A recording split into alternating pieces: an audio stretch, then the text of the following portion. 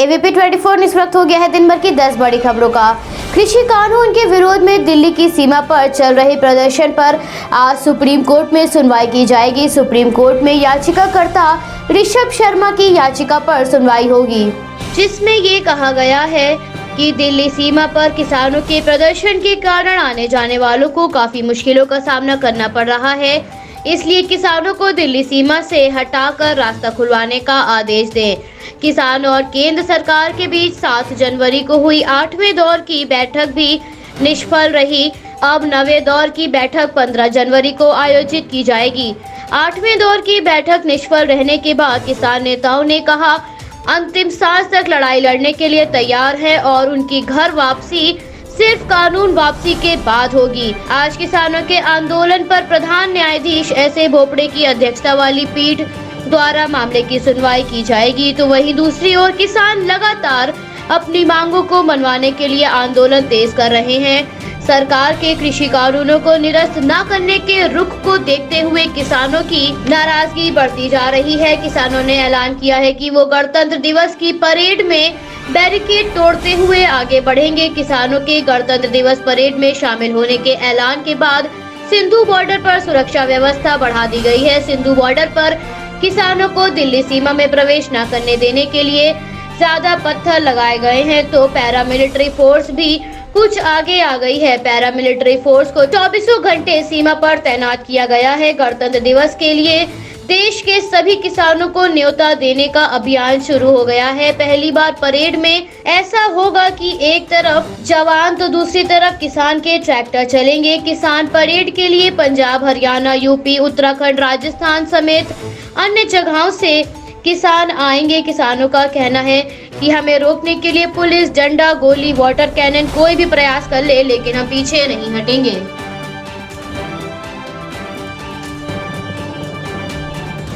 भारत में जहां कोरोना संक्रमण के मामलों में गिरावट आ रही है, वहीं अब 16 जनवरी से टीकाकरण अभियान भी प्रारंभ होने वाला है। भारत के प्रधानमंत्री आज देश के सभी राज्यों के मुख्यमंत्रियों के साथ टीकाकरण अभियान को लेकर बैठक करेंगे।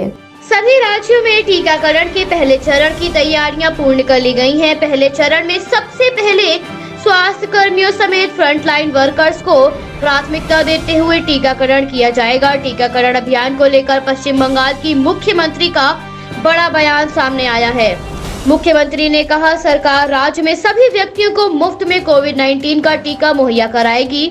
इसके लिए राज्य में तैयारियां की जा रही हैं।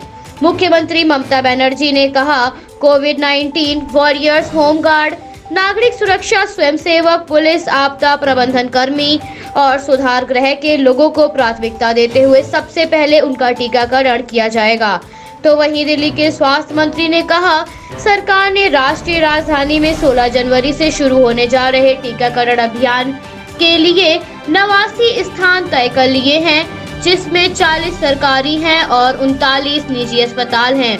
राजस्थान के चिकित्सा मंत्री डॉक्टर रघु शर्मा ने कहा प्रदेश में टीकाकरण के प्रथम चरण में करीब 4.5 लाख स्वास्थ्य कर्मियों को शामिल किया गया है, जिन्हें कोविशील्ड कोरोना वैक्सीन लगाया जाएगा। आगे शर्मा ने कहा 282 सत्र स्थलों पर टीकाकरण किया जाएगा। गुजरात के मुख्यमंत्री ने कहा 11 लाख लोगों को प्राथमिकता के आधार पर टीका लगाया जाएगा, जिसके लिए राज्य में टीका देने के लिए 4 प्राथमिकता समूहों के 1.2 करोड़ लोगों का डेटाबेस तैयार किया गया है। उत्तर प्रदेश के मुख्यमंत्री ने इस संबंध में बयान जारी करते हुए कहा प्रधानमंत्री के कुशल मार्गदर्शन में उत्तर प्रदेश सहित पूरे देश में कोरोना के खिलाफ सफलतापूर्वक जंग लड़ी है।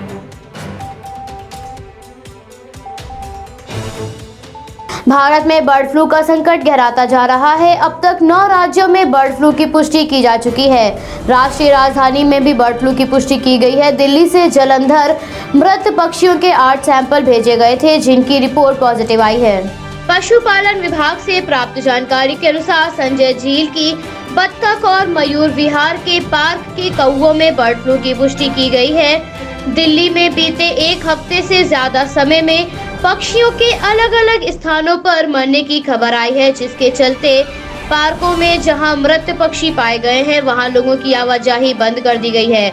राष्ट्रीय राजधानी में रविवार को अलग अलग स्थानों पर 100 कौवे और 27 बत्तखों के मरने की पुष्टि हुई है, जिसको देखते हुए प्रशासन ने डीडीए के संजय झील पार्क में अलर्ट जारी कर दिया है। केरल, राजस्थान, हिमाचल प्रदेश, हरियाणा, गुजरात, मध्य प्रदेश में अब तक कुल 12,000 पक्षियों की मौत हो चुकी है। उत्तर प्रदेश में बर्ड फ्लू की पुष्टि हो गई है, जिसको देखते हुए राज्य में सावधानी बरती जा रही है। चिड़ियाघर बर्ड सेंचुरी को बंद कर दिया गया है। कानपुर के चिड़ियाघर में 2 जंगली पक्षियों की मौत के बाद बर्ड फ्लू की पुष्टि हुई थी, जिस वजह से कानपुर चिड़ियाघर के सभी पक्षियों को मारने के आदेश दिए जा चुके हैं। वहीं लखनऊ जू का बर्ड सेक्शन भी बंद कर दिया गया है।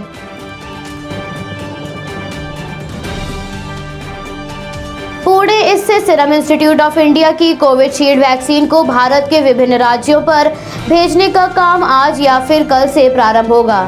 वैक्सीन की परिवहन योजना में शामिल सूत्रों से प्राप्त जानकारी के अनुसार वैक्सीन से लदे ट्रक पुलिस सुरक्षा के बीच सीरम इंस्टीट्यूट ऑफ इंडिया से रवाना होंगे।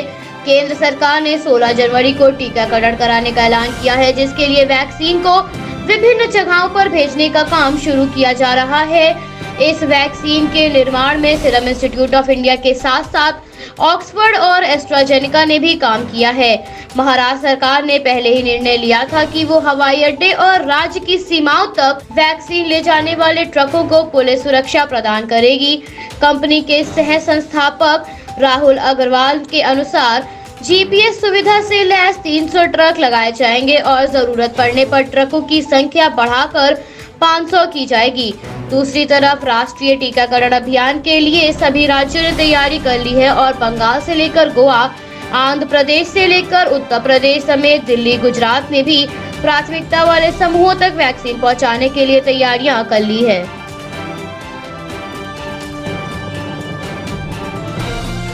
गणतंत्र दिवस के अवसर पर मुख्य अतिथि के तौर पर आने वाले ब्रिटिश के प्रधानमंत्री बोरिस जॉनसन ने कोविड-19 की नई स्ट्रेन को देखते हुए भारत आने में असमर्थता जताई थी, जिसके बाद भारत में गणतंत्र दिवस समारोह में मुख्य अतिथि के तौर पर सूरीनाम के राष्ट्रपति चंद्रिका प्रसाद आ सकते हैं। प्राप्त जानकारी के अनुसार पीएमओ की तरफ से न्योता भेजने के बाद राष्ट्रपति के जवाब का इंतजार किया जा रहा है।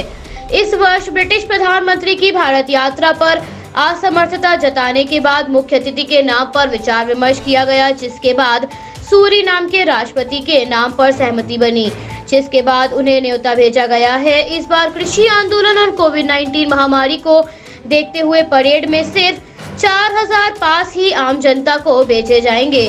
परेड में शामिल होने वाले दर्शकों को दिल्ली की सीमाओं पर ही पास व परिचय पत्र दिखाना होगा। कृषि आंदोलन को देखते हुए इस बार परिचय पत्र अनिवार्य कर दिया गया है।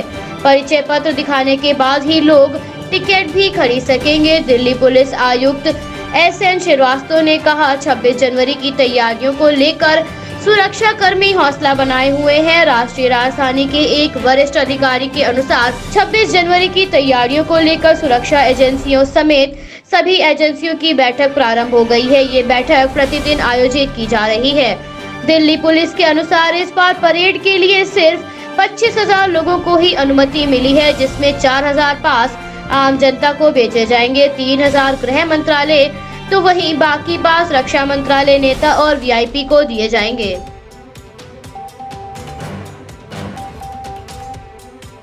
विश्व स्वास्थ्य संगठन ने अपनी वेबसाइट पर दुनिया के सभी नक्शों को अलग अलग रंग में प्रस्तुत किया था, लेकिन भारत के नक्शे को दिखाते समय डब्ल्यूएचओ ने लद्दाख और जम्मू कश्मीर को अलग रंग से प्रस्तुत किया, जिसके बाद लोगों ने नाराजगी जताई। प्राप्त जानकारी के अनुसार डब्ल्यूएचओ ने मैप में केंद्र प्रशासित प्रदेश बनाए गए जम्मू कश्मीर और लद्दाख को ग्रे कलर से दिखाया, जबकि पूरा भारत नीले रंग में प्रस्तुत किया गया था। इसमें चीन के साथ विवादित सीमा को नीली धारियों के साथ सीमा अंकित किया गया, जो चीन का हिस्सा लगती हैं।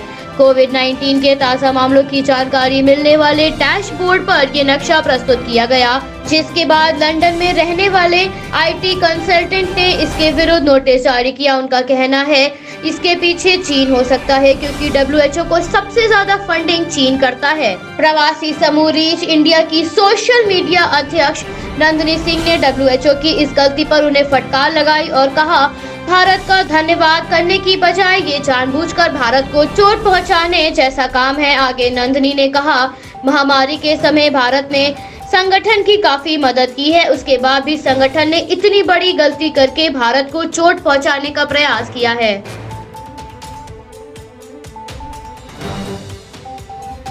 डीआरडीओ के चेन्नई स्थित लड़ाकू वाहन अनुसंधान और विकास प्रतिष्ठान द्वारा निर्मित मानव रहित विमान की स्वदेशी लैंडिंग गियर नौसेना को सौंप दी गई है। ये प्रणाली आत्मनिर्भर भारत के तहत तैयार की गई है, जिसका वजन करीब 1 टन है। इस प्रणाली को दोबारा उपयोग किया जा सकता है। इस बड़ी उपलब्धि के शुभ अवसर पर डीआरडीओ के अध्यक्ष जी सतीश रेड्डी ने कहा, ये भारत की रक्षा एवं डीआरडीओ के लिए एक अहम उपलब्धि है और इसके लिए लड़ाकू वाहन अनुसंधान और विकास प्रतिष्ठान के वैज्ञानिक बधाई के पात्र हैं, जिन्होंने इसका निर्माण किया। गियर प्रणाली के अलावा P-75 पनडुब्बी में लगने वाले 18 hydraulic liberation and fuel filter भी नौसेना को सौंप दिए गए हैं। इन फिल्टरों का निर्माण भी लड़ाकू वाहन अनुसंधान और विकास प्रतिष्ठान ने ही किया है।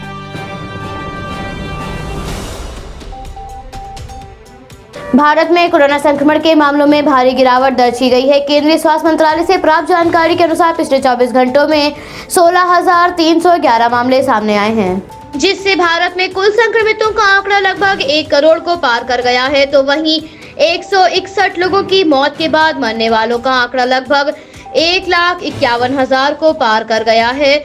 19,299 लोगों ने इस महामारी को मात दी है, जिससे इस महामारी से स्वस्थ होने वाले लोगों का आंकड़ा लगभग 1 करोड़ को पार कर गया है। इस समय भारत में एक्टिव केसेस की संख्या 2,22,526 है। इस महामारी के कारण विश्व में अब तक कुल 19.43 लाख लोगों की जान जा चुकी है और लगभग 9 करोड़ से अधिक लोग संक्रमित हो चुके हैं।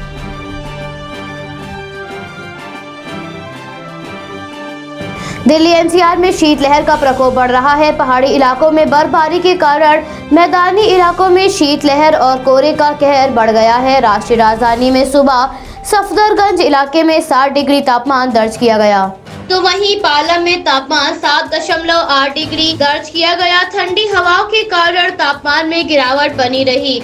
IMD दिल्ली के प्रमुख कुलदीप श्रीवास्तव के अनुसार 14 जनवरी को एक बार फिर से 5 डिग्री तक तापमान गिर सकता है। आने वाले दिनों में कोहरे का प्रकोप भी बढ़ सकता है। उत्तर प्रदेश के गाजियाबाद में कोहरे के साथ साथ ठंडी हवाएं चलती रही। मौसम विभाग के अनुसार आज से उत्तरी राजस्थान, हरियाणा और पंजाब के विभिन्न क्षेत्रों में तापमान गिरेगा। अगले 3 दिनों में क्षेत्रों में न्यूनतम तापमान 3 से 5 डिग्री सेल्सियस गिरने की संभावना है। तमिलनाडु और केरल के अलग अलग स्थानों पर भारी वर्षा की संभावना जताई गई है, जिसके चलते मौसम विभाग ने दोनों ही राज्यों के लिए येलो अलर्ट जारी किया है।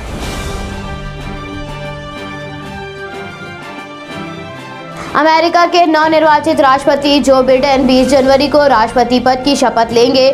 शपथ ग्रहण समारोह में अमेरिका के मौजूदा उपराष्ट्रपति माइक पेंस भी शामिल रहेंगे। आपको बता दें कि चुनाव के बाद से ही अमेरिका में तनाव का माहौल है।